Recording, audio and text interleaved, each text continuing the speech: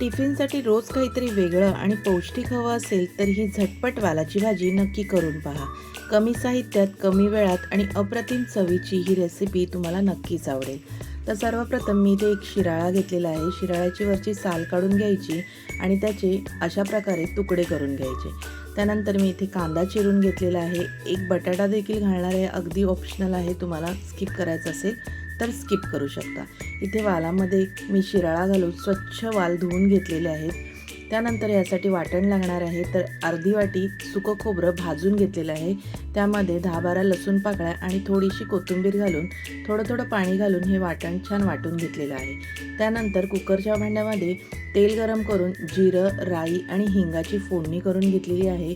यामध्ये एक कांदा घालायचा. कांदा व्यवस्थित परतून घ्यायचा. कांद्याचा रंग हलकासा गुलाबी झाला की यामध्ये हळद, लाल तिखट आणि जे आपण वाटण केलं होतं ते 2 चमचे वाटण घालून छान परतून घेतलेलं आहे. इथे बघू शकता वाटणाला तेल सुटलेलं आहे. यामध्ये एक टोमॅटो घालून हे देखील 2 मिनटं परतून घ्यायचं.